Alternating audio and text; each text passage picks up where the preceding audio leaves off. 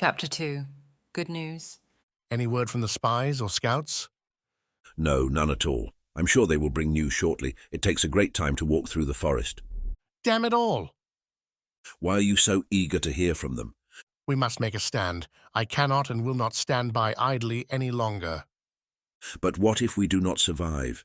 To hell with it then. Spoken like a true martyr, taking on the might of the Brits. Could you? Could you really stand by after all you know? Well, no, I couldn't. What did they have you for? Loaf of bread, 40 years, and you? Block of cheese, 50? Suddenly the door swung wide open, bringing some light into the previously gloomy room. Two men sat at opposite ends of a large, round wooden table with the remnants of a long-burning candle between the two of them. Beds were to either side of the room, and the curtains were drawn on the one small window inside. Both men turned to the doorway, for there stood a young ragamuffin breathing heavily. "You might want to follow me, sirs," he said, panting in between his words. "We have news from the scouts." Without any further word, the men stood from the table.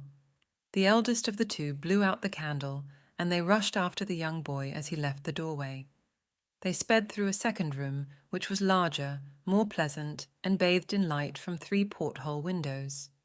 Maps, rifles, ammunition, and other paraphernalia were spread helter-skelter throughout the room. 12 seats were positioned around a large rectangular table that carried only a large scroll of paper, a map which bore the inscription Terra Australis, New Holland. The third room that the trio moved through was in stark contrast to the previous. There were no windows, and the room was filled to the brink with large stockpiles of food that towered up to the roof. Once the men had weaved their way through the maze of the food supplies, they departed the building and entered into a large clearing that was surrounded by trees from all ends. The clearing was nestled deep within a forest. The trees that encompassed it grew tall and thick and cast great shadows. The younger of the two companions paused for one moment and looked back upon his house, the only structure within sight in the clearing. That being the case, the surroundings were bustling with life as hundreds of men, women, and children busied themselves with their daily doings. Yet the man could give pause no longer, since his companions were already jostling their way through the crowds and would soon be out of sight. He dashed after them to the boundary where the clearing ended and the forest thrived. The trio came upon this place and went no further. There they stood, breathing heavily. "They should be here soon," the boy said, as tiny drops of sweat beaded down his face. Very well, replied David, the elder of the two men. He then turned to his companion. Do you think they found something? Hope is our best friend right now, replied his companion, Gerardius. In the brilliant lights of the clearing, the features of the two companions were more visible than before. Gerardius was tall, skinny, and shaggy in appearance. He had opalescent green eyes and a dark, matted scruff of short-grown hair. His companion, David, was short, stocky, and appeared strong as an ox. His shortness was from years of subsisting on inadequate food, a problem which was still present at the current time. His greying, overgrown hair atop his head matched the short stubble on his face, and his blue eyes had defiance written into every look that they cast. The trio had to wait only a short while until a group of 5 men materialized from the dark places within the forest. The men wore light clothing, smeared with the boggy clay earth that was commonplace in these areas, and they squinted momentarily as they were blinded by the radiant sunlight that filled the clearing. As their vision cleared, they took stock of their surroundings and, without prompt, knelt before Gerardius and David. "Sirs, we have good news." So we have heard, Gerardius replied. He then turned to face the young boy and said, with thanks. Leave us now. The boy took a look at the stern expressions from Gerardius and David and, with a reluctant sigh, made his departure, but he dawdled along very slowly. He was eager to hear what the great news was. After all, the entire village had been waiting for news. Any news, good or bad. And what of this great news you mention? Said David. "In our searches, we have come across a small British settlement. Just opposite the Blue Mountains is where we found it, and they appear to not be armed. Mused Geradius contemplatively, And you said this was good news? Certainly, sir. said one of the scouts, We could capture this settlement. That is true. said one of the other scouts. We outnumber them in numbers and weapons alike. David began to furrow his brow, And we bring more news. said the scout, More? said David incredulously. It had been months with no new news. The idea that 2 cases of news could come in one day was beyond reckoning, We do. confirmed the scout, grinning a little at how dumbfounded the expression was on David's face. We have found a British battleship that has lain anchor at a safe approaching distance from Port Jackson. The ship is ill-equipped to fight off an attack. Few are aboard, and they are waiting on a crew to return to England. Send word to the leaders that we will meet tonight. 5 days early. You heard me. Well, okay, sir. Said David. But they won't be liking this one bit, you trust me. He watched as David dashed off until he blended in amongst the crowd. Geradius then turned to the scouts. I'll be needing each of you to attend the meeting tonight.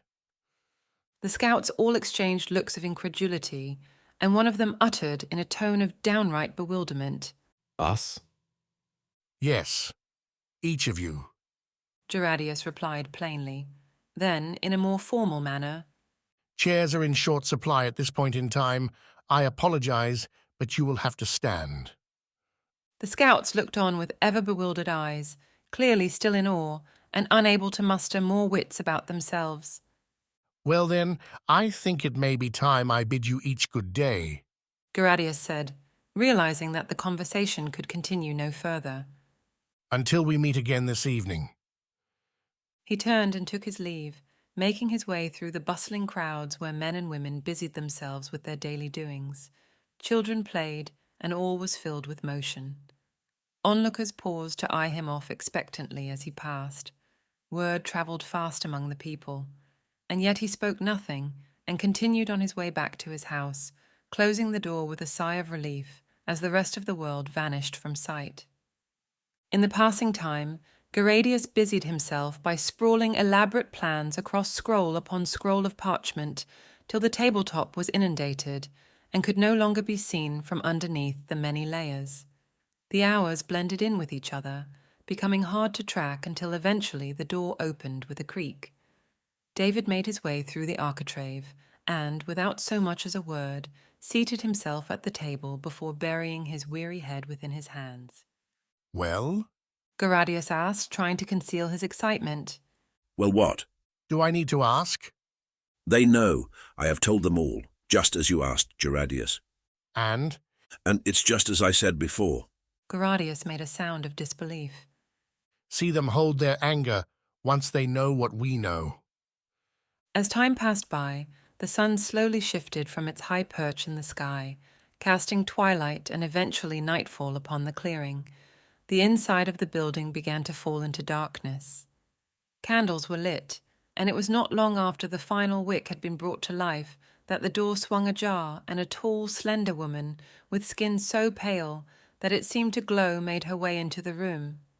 She moved gracefully with her red hair, wafting behind, and seated herself at the table, which was now overcrowded with lit candles. Her eyes met those of David and Geradius. Lovely to see you both, She said in a sweet tone. And lovely to see you also, Bronwyn. Said Geradius. We knew you would be first to arrive, as always. Bronwyn Brown forced a polite smile for both men, and soon her eyes began to dart about the room as she searched for clues. Next to enter was James Martins, a man who had short, strictly cut brown hair, brown eyes, and was of a tall, muscular build. He sat down at the table, greeted everyone with a nod, and uttered a very soft, Hello. Afterwards, he craned his neck downwards and became oblivious to the world around him, as though he was deep in meditation. The third who entered the room was a rather large man. This is quite an understatement that does little justice to the titanic nature of his waistline. He had short black hair, light brown eyes, and was of an average height, but appeared shorter due to his extra mass. Squeezing his way through the architraves, He waddled by the room in a style that almost resembled a penguin until he reached his chair, which he was prompt to laden with his hind quarters.